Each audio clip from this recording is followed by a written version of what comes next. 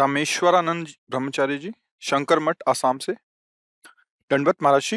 महाराज जी, कुछ दिन पहले ही ब्रह्मचर्य लिया है। इस पर आगे उन्नति के लिए आपका आशीर्वाद चाहिए था। सबसे पहली बात ब्रह्मचारी को ये है कि किसी भी तरह से शास्त्र आज्ञा का उल्लंघन ना होने पाए किसी भी क्षेत्र पे।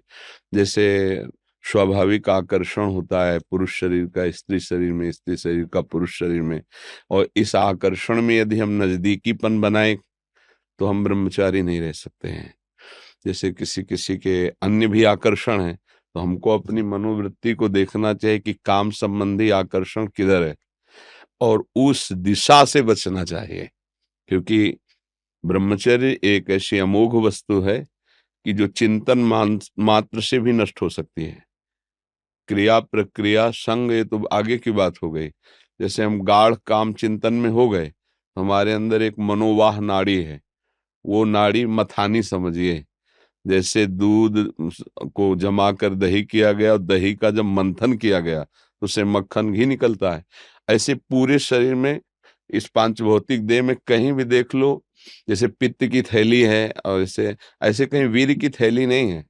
ब्रह्मचर्य जो वीर है उसकी कहीं थैली नहीं है। वो पूरे रक्त को वो मनोवाह नाड़ी मथानी की तरह चिंतन से, जब आपका कामोत्तेजित चिंतन हुआ तो मंथन कर देगी। अब मंथन कर दिया तो फिर लघु शंका में, स्वप्न दोष में किसी न किसी तरह वो निकल जाए। अखंड ब्रह्मचारी जी के लिए चिंतन भी रोकना है, क्योंकि ध्यायतो विषयान, जहां हम विषयों का ध्यान किया तो संगस्तेषु उपजायते, उसमें आसक्ति पैदा होगी, फिर क्रियाएं आगे होने लगेंगी। तो हमारा जिधर कामाकर्षण है उनके संग से, उनके संभाषण से बचे। पहला, सबसे पहला कर्तव्य, जीवन में ब्रह्मचारी को कभी भी सानिध्य प्रगट में या एकांत में काम संबंधी चेष्टाओं का नहीं करना चाहिए। बिल्कुल किसी भी बहाने से संभाषण, किसी भी बहाने से स्पर्श, किसी भी बहाने से चित्र आदि देखना, वो आजकल मोबाइल भी होते हैं तो मोबाइल आदि में, क्योंकि कामोत्तेजना जब चढ़ती तो वही विषय हमें अच्छा लगता है, तो उस विषय का किसी भी तरह से हम पोषण न होने दें। ये पक्की जीवन की बात समझ ले। अगर ब्रह्मचर्य रहना है तो विपरीत आकर्षण जो हो रहा है उससे हमें दूरी बना के रहना। अगर तनिक भी सिद्धि कोई दिखाए तो गिर ही जाएगा, वो भ्रष्ट ही हो जाएगा। और जब ब्रह्मचर्य रहा जाता है तो उसको सुविधा माया देती है ब्रह्मचर्य नष्ट करने की, ये बैठालना चाहिए। जैसे आप नियम लिए कि मैं आजीवन ब्रह्मचारी रहूंगा, तो आपको पक्की सुविधा एक समय आएगी कि आप आराम से भोग भोग लीजिए, कोई निगेटिव नहीं, कोई नकारात्मक सोच भी नहीं आएगी। आप उसको स्वीकार करें, क्योंकि आपके व्रत को भंग करने के लिए माया ऐसी सुविधा देगी। आपको ऐसी सेवा मिलेगी या आपकी ऐसी सेवा होगी, कई तरह के विधान पेश किए जाते हैं विपरीतता अंदर पैदा करके भ्रष्ट करने के। तो साधक जीवन भर इस बात से सावधान रहे यदि नैष्ठिक ब्रह्मचर्य। दूसरी बात, जब हम स्नान करें तो नाभि देश को बहुत ठंडा करें। ठंडे जल से नाभि देश में यहां से जल को कई बार ऐसे डालें। और कभी भी किसी भी तरह से हम उन इंद्रियों को किसी भी तरह से ना छेड़ें जिनसे हमारा ब्रह्मचर्य नष्ट होता है। वो पवित्रता के लिए स्नान शौच आदि के अलावा हम उन इंद्रियों का स्पर्श भी ना करें, उन इंद्रियों को किसी तरह उत्तेजित ना करें, ये पक्का ध्यान रखें। तीसरी बात, भोजन इतना पाएं जो सुपाच्य हो और शौच पूरी साफ हो जाए। अगर कब्ज रहेगा तो फिर हमारा ब्रह्मचर्य नष्ट होने की संभावना रहती है। जिसके बहुत कब्जियत बनी रहती है, तो ब्रह्मचर्य क्या है, घी समझो। वो उसको उचित आहार विहार से संयम में किया जाता है। और ब्रह्मचर्य को पुष्ट रखने के लिए कम से कम 48 मिनट बिना हिले डुले पद्मासन और सिद्धासन का अभ्यास करना चाहिए, मेरुदंड सीधी करके। पद्मासन लगाना जानते हो? सिद्धासन लगाना जानते हो? सिद्धासन, अभी तो ऐसे नहीं बताया जा सकता ना, क्योंकि वो क्रिया है उसमें। गुदा द्वार और मूत्रेंदी द्वार के बीच की जगह में बाएं पैर की एड़ी होनी चाहिए और मूत्रेंद्री के ऊपर दाहिने पैर की एड़ी ऐसे आती है, तब वो ऐसे सिद्धासन ऐसे होता है। ऐसे 48 मिनट बिना हिले डुले सिद्धासन और पद्मासन का अभ्यास करे, आहार शुद्ध रखे, तो ब्रह्मचर्य ऊर्ध्वरेता होता है। जो ब्रह्मचारी है उसका ऊर्ध्वगामी वीर हो जाता है, फिर वो अधोगामी नहीं होगा। यदि अधोगामी शुरू हो गया है तो ऊर्ध्वगामी करने में बहुत कष्ट पड़ता है। अभी आपकी नवीन अवस्था है, बहुत बढ़िया अवसर है जीवन को ब्रह्ममय बनाने का। तो खान पान में खटाई, अधिक मिठाई, वो पदार्थ जो कब्ज बना दे, गरिष्ठ हैं, उनका त्याग। ब्रह्मचारी का मतलब एक बीमार अवस्था वाले का जैसा भोजन है, जितने से हमारे प्राणों का पोषण हो जाए, सात्विक भोजन। अब होटलों का भोजन खावे, खूब मिठाइयाँ खावे, सोचे ब्रह्मचारी रह जाए तो असंभव है। हाँ, मीठा आदि कभी थोड़ा लघु मात्रा में, खटाई तो बिल्कुल त्याज्य है, बासी अन्न त्याज्य है, अपवित्र स्थिति में बनाए गए अन्न का त्याग है। तब हमारा विचार शुद्ध होगा, तब सच्चा ब्रह्मचर्य है हर इंद्री का। वाणी का ब्रह्मचर्य व्यर्थ का बकवास नहीं, भगवत चिंतन हितकर मधुकर वाणी। नेत्रेंद्री का ब्रह्मचर्य सब में भगवत भाव देखना, कहीं कोई काम आदि की चेष्टा को ना देखना। श्रवणेन्द्री का भगवत चर्चा सुनना, शास्त्र चर्चा सुनना, व्यर्थ की बातें ना सुनना। ऐसे हर इंद्री का ब्रह्मचर्य हो जाएगा तो ब्रह्मचर्य का मतलब ब्रह्म में ही स्थित महापुरुष। सच्चा ब्रह्मचर्य का स्वरूप है ब्रह्म में स्थित महापुरुष, तो वह पहुंचा देगा। ब्रह्मचर्य बहुत आवश्यक है, सबको आवश्यक है। गृहस्थ में उचित ब्रह्मचर्य है, विरक्त में नैष्ठिक ब्रह्मचर्य है, आजीवन ब्रह्मचर्य है। जो ब्रह्मचर्य का महत्व नहीं रखते हैं उनका जीवन कूड़ा हो जाता है, उत्साहहीन, और कई तरह के ऐसे महान दोष उत्पन्न हो जाते हैं ब्रह्मचर्य की हानि से। तो ब्रह्मचर्य की हानि ना होने पाए ऐसा आहार, और शयन करने में दाई करवट का ज्यादा प्रयोग करें, दाई करवट का। और शयन 5 घंटे से अधिक नहीं, 24 घंटे में 5 घंटे शयन पर्याप्त है। फिर आगे चल करके तो और संयम हो जाता है। अब जैसे अपने लोग 8 या 9 के बीच में शयन करते हैं, 12 बजे बैठ जाते हैं, किडनी खराब है फिर भी उसका आश्रय लेकर के। जैसे अभी ये आश्रय इसीलिए इसका लिए हुए हैं कि उस पर वजन न पड़े। नहीं, ये सब थोड़ी आवश्यकता है, सोफा और तकिया इनकी थोड़ी आवश्यकता है अपने यार। अब ऐसे बैठे तो फेल किडनी है, वो जो सेवाएं बन रही वो नहीं बन पाएंगी।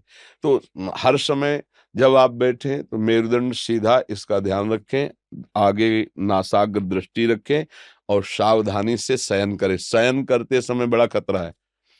शयन के समय हमारी इंद्रियां और मन बहुत चंचल होता है। उस समय अगर ब्रह्मचारी भगवत चिंतन करते हुए, उसको नींद से मतलब नहीं है, तन्मयता धारण करते हुए नींद में चला गया तो बच जाएगा। अगर कहीं उस समय वो छूट दे दी और पास में मोबाइल है तो कभी ब्रह्मचर्य नहीं रह सकता। मोबाइल आप रखते हैं? रखना तो होता है। सत्संग ये सब सुनते हैं।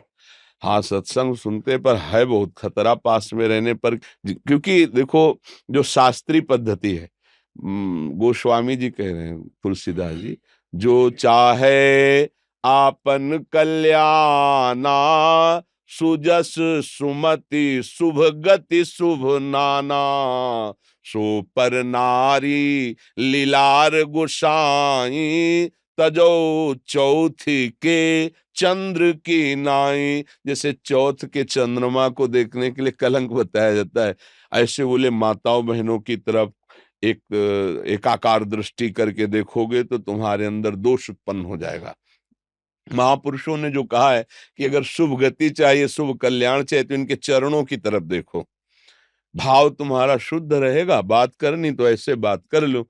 ऐसे बात करोगे तो हिम्मत नहीं है, कहीं ना कहीं मन हमारा फिसला सकता है, कहीं ना कहीं हमारे अंदर दोष दर्शन आ सकता है। तो इन सब विशेष बातों को तो ध्यान में रखना। और सबसे खास बात है कि हर समय नाम जप करना है। अगर नाम जप से चूक गए तो सब मिटिया मिट हो जाएगा, और नाम जप हो रहा है तो सब समझ जाएगा, पक्का समझना। क्योंकि भगवत चिंतन हो रहा है ना, नाम जप चल रहा है ना, वो सब संभाल लेगा, सब इंद्रियों को अंतर्मुख कर लेगा, सब समझ ले। भजन नहीं है तो फिर अध्यात्म को धारण करना कठिन है। वैसे अब क्या बताएं, ऐसा समय कि मोबाइल एक आवश्यक सामग्री सी बन गई है। आज तक नहीं मोबाइल है, चलाना भी नहीं आता, जीवन में नहीं। जीवन में क्या, अभी तो 30-35 से तो चला है, 25-30 वर्ष से चला होगा मोबाइल। पीछे तो हमने कभी मोबाइल नाम सुना ही नहीं था। तो आधुनिकता अभी 25-30 वर्ष से इतनी बढ़ती बढ़ती चली गई कि जन जन के हाथ में हो गया ये। तो ना कभी रखा है, और भगवान कृपा करे ना आगे कभी रखना पड़े। कोई पर्सनल इसका प्रयोग नहीं है, जो प्रयोग समाज का है वो दो चार लोग अपने रखते हैं, अपने करते हैं। हमें लगता है ब्रह्मचारी अगर सत्संग सुनने के लिए वो चिप वाला प्रयोग करे और सत्संग केवल, वो ऐसे यंत्र आते हैं ना कि जैसे चिप लगा दो सत्संग सुनते रहो, मेमोरी कार्ड। हाँ ऐसा कुछ, मतलब इसको सर्च करके हम सत्संग सुने तो कभी ऐसी बुद्धि हो जाएगी कि सर्च करके हम गलत भी देख सकते हैं। और एक बार अगर उतर गए, फिसल गए, फिर वो मतलब चढ़ पाना बहुत कठिन होता है। जैसे बालू का बांध होता है, एक बार टूट जाए फिर उसे बांधना बहुत कठिन हो जाता है।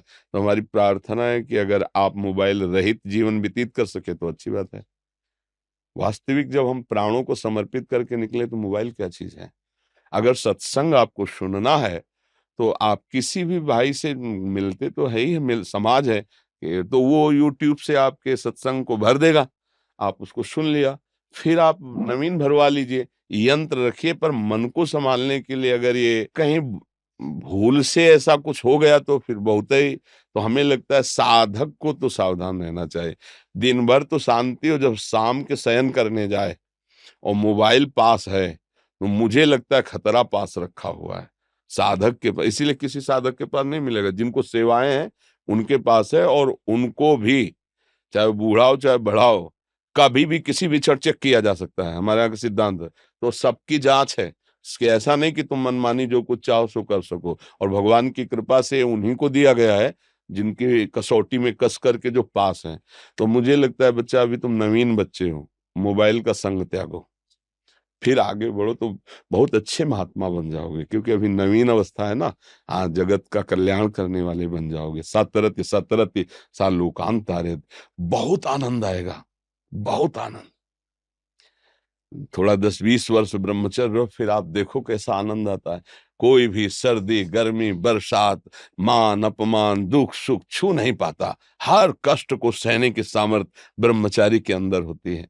तो इसलिए नाम जप करो, और जो जो कहा है इसको फिर भरवा लेना किसी चिप आदि में, दोबारा सुन लेना, क्योंकि ये यूट्यूब में डाल देंगे तो इसको बार बार सुनना। हाँ, ब्रह्मचर्य के लिए ये बहुत आवश्यक है कि हम कोई किसी भी तरह इंद्री का दुलार न करें, किसी भी तरह हम ऐसा आहार न करें, किसी भी तरह हम ऐसा व्यवहार न करें, तो हमारा ब्रह्मचर्य पुष्ट हो जाएगा।